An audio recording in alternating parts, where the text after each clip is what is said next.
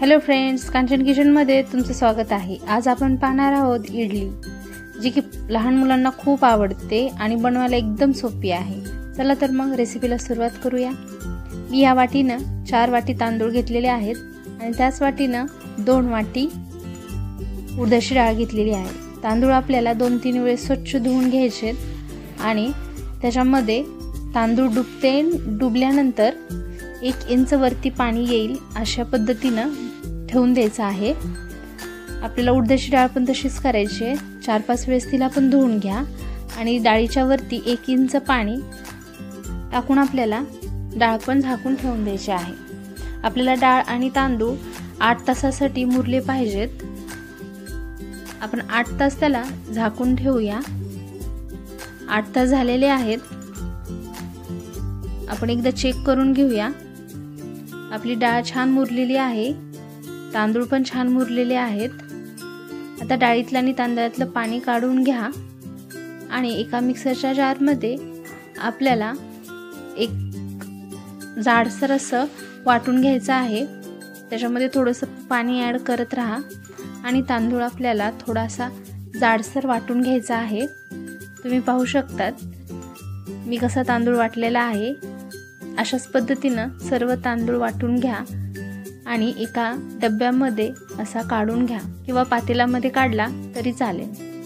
त्याप्रमाणे आपण तांदूळ काढून घेतलेले आहेत, तशाच प्रमाणे आपल्याला उडदाची डाळ पण जराशी जाडसर काढून घ्यायची आहे।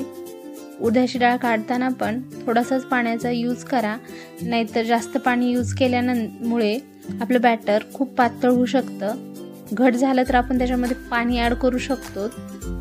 तुम्ही पाहू शकता जाडसर काढायची आपल्याला डाळ। एक वेळेस तुम्ही पहा, आणखीन मी सर्व डाळ आपली काढून घेतलेली आहे। तांदळाच्या बॅटर जे होतं त्याच्यामध्येच मी हे उडदाचं बॅटर पण मिक्स केलेलं आहे। आपली डाळ आणि तांदूळ काढून झालेला आहे।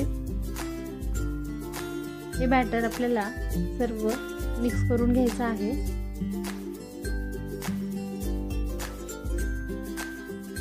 खूप घट्ट झालेला आहे। त्याच्यामध्ये मी 1 ग्लास पाणी ॲड केलेलं आहे। आपलं बॅटर एकत्र करून घ्या आणि एकाच डायरेक्शनला हलवत राहा। मला थोडंसं बॅटर आणखीन घट्ट वाटलं म्हणून मी आणखीन अर्धा ग्लास पाणी ॲड केलं आहे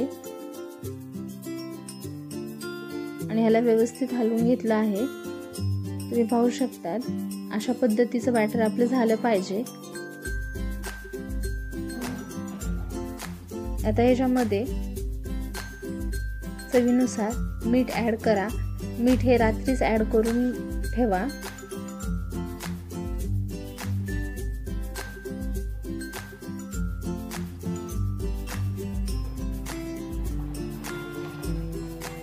आणि व्यवस्थित हलवून घ्या। आता गॅसवरती एका पॅन मध्ये मी अर्धी वाटी तेल घेतलेलं आहे। ज्या वाटीनं मी तांदूळ आणि डाळ मोजून घेतली होती त्याच वाटीनं मी तेल अर्धी वाटी घेतलेलं आहे। त्याच्यामध्ये 1 चमचा खायचा सोडा ॲड करायचा आहे आणि ह्या तेलाला छान उकळी येईपर्यंत गरम करून घ्यायचं आहे। तुम्ही गॅसची फ्लेम जरा फास्ट करून पण घेऊ शकता। तुम्ही पाहू शकतात आपल्या तेलाला छान उकळी आलेली आहे। आता हे उकळी आलेलं तेल आपल्याला आपल्या बॅटरमध्ये ॲड करायचं आहे। तडका बसल्यासारखा आपल्या बॅटरला बसला पाहिजे। तेल व्यवस्थित मिक्स झालं पाहिजे। सर्व व्यवस्थित मिक्स करून घ्या।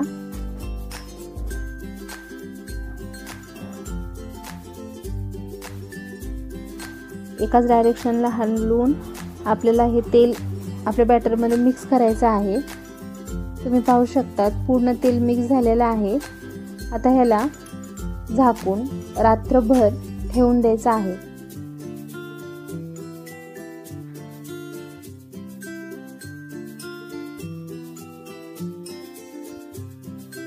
तुम्ही पाहू शकतात किती छान बॅटर आमलेला आहे।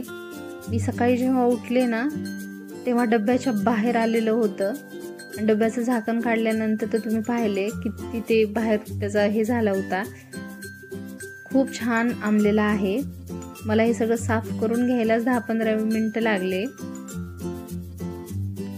मी थोडंसं बॅटर एका पातेल्यामध्ये साईडला काढून ठेवलेलं आहे कारण खूप जास्त ते झालं. आता ह्याला आपण व्यवस्थित हलवून घ्या.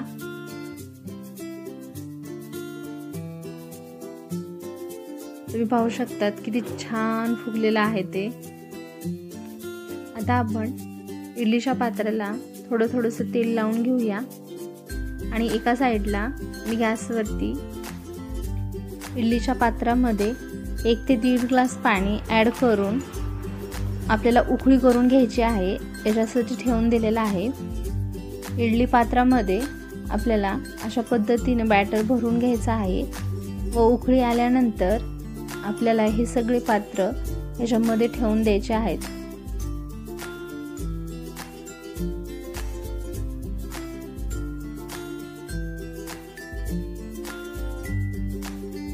आणि ह्याला झाकून आपल्याला 10 ते 15 मिनिटासाठी त्याला शिजवून घ्यायचं आहे.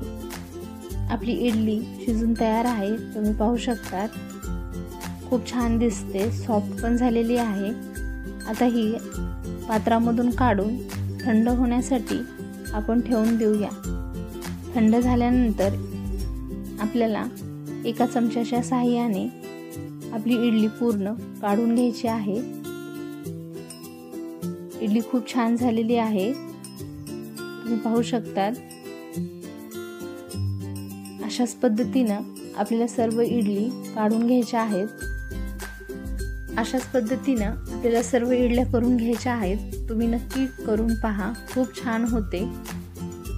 आणि सांबर आणि चटणीची मी लिंक डिस्क्रिप्शन बॉक्समध्ये ॲड केलेली आहे. तुम्ही ती जाऊन चेक करा.